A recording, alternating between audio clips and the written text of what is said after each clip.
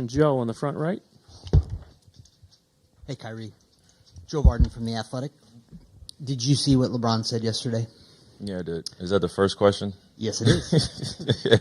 Oh, God. And it's gotta not love even, this. I mean, we Gotta know love this, man. that obviously you two have said over the last couple of years that you miss playing with each other, you wanted to play with each other, but for him to come out and say yesterday not only how well you are playing, but that he misses being your teammate, like, how do you react to that?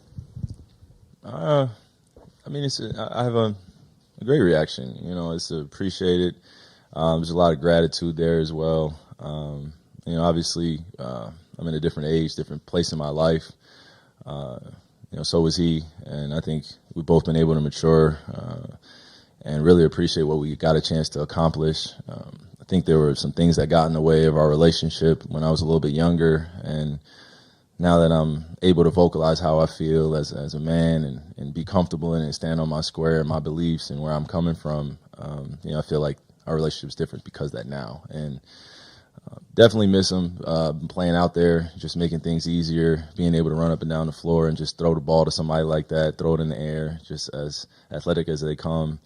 But yeah, it's just a mutual respect there for what we brought to the table. And his leadership, my leadership style, I think it meshed very well, and I was learning a lot from him that I'm appreciative for the rest of my life. So, man, when he says comments like that, you know, I just think back to just us having those moments where we're down in a series or up in a series, and we're really demanding greatness from each other. And then off the court, our families just meshing well. So definitely think about those times, but now we're here in the present where we're able to reflect, but also now I'm at this stage and able to use some of the formulas that I was taught from him and some of the great teachers that have come before me. You know, I feel like I've been built for this moment because I've gone through some of the things I've gone through in my past with some of the guys that have transcended the game. So shout out to Bron for all that, man. Knows how to stir up a media storm and get everybody in here talking about us. Yeah, I'm looking forward to the future and getting this series started now. Dave here on the left front. Hey, Kyrie, Dave McBennett with ESPN. You mentioned the things you've been through. It's been 7 years since you were last in the NBA Finals, third different team since then. How are you going to apply all the experiences you had since the highs of 3 straight finals to this time? And did you recognize maybe over that period of time just how rare and how fleeting an opportunity like this can be to compete for the championship? Yeah, I mean, it is a fleeting feeling. You know, just to be real with you, there's so many peers of mine that have spent the long years in the NBA trying to make it to the NBA Finals, Western Conference Finals, Eastern Conference Finals, and have gotten very close or have, you know, almost struggled or strived every single year to get back. And I had the chance to do it in my 4th year, my 5th year, my 6th year. And when I look back at those memories, I'm, you know, never regretful of how I treated it, but a little disappointed just on how I approached just that success. And I wanted to be able to enjoy it and take a breather and really take in the moment. You know, you're in the middle of a 76-year history. You know, I'm in the middle of a 76-year history now, but then we were in years of history. And the NBA is very young still as a business. So when you ascend to this level and you've put in a lot of hard work, you've beat some of the best in the world, you're playing with some of the best in the world. You know, I think at that point I just looked at it as, oh, I'm going to be here every single year. And now that I'm at this age, I've been through what I've been through and been able to come out on the other side. You know, I look at it as an opportunity that I don't want to take for granted, and I want it to last as long as possible emotionally, just because of how much it took to get here. You know, these young guys are very hungry. They won a championship. I won a championship, so our feelings are very mutual. But I've always reminded them that this is a process, and you know, failure is going to be a part of this too. So get it out your mind that this is about to be a clean sweep of everything's about to feel good throughout this journey and all that. So I'm just very real, very honest, and that's what's helped me grow as a leader is just accepting what I can control and what I can't, just letting it wait to the wayside, man, letting that go, how it's going to go. That's life. And basketball's been a great teacher for me, but life has been an even better one. Using those same principles that I'm learning in life to apply to basketball has allowed me to get to know my teammates better. You know, there's no silent treatment that's coming randomly, you know, throughout the year because I don't know how to emotionalize or vocalize how I'm feeling. So some of the things I struggle with as a young player, I've now been able to accept that this is what comes with being in this position, taking on the pressure, and then also teaching my teammates how to get through it, and also allowing them to teach me. So just staying a student and enjoying the craft, man. Standing on your back left. Hey, Kyrie, back here.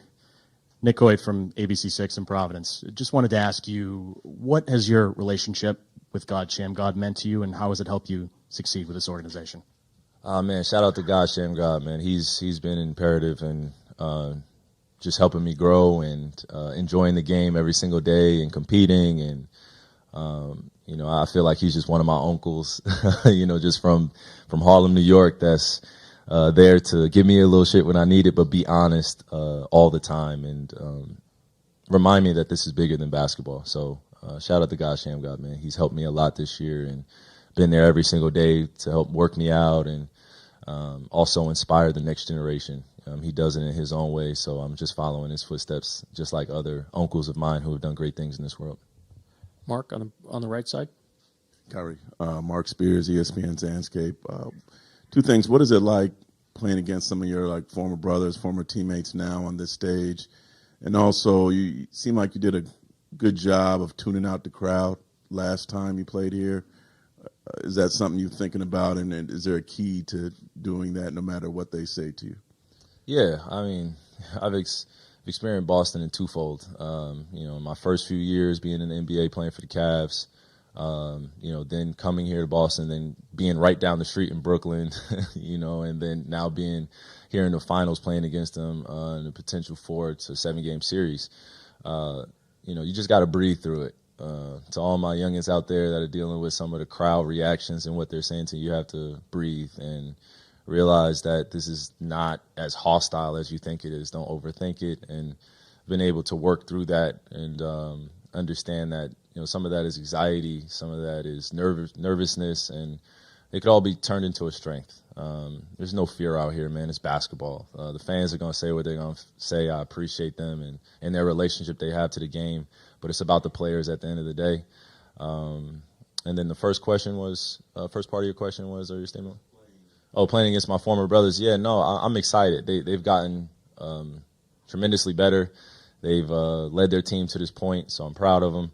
And I'm looking forward to the competition because this is what we've all strived for since we were kids, is to be at this level playing against the best of the best. They have a great team over there led by a great coach. So we're going to be in for a great series, a hard, tough series, and they're going to give us their best. And I know that they're not going to slow down when they see me. They're going to come at me even more so. So this is what I've been preparing for since last summer, or when our season ended last year, of putting in the time to prepare for moments like this.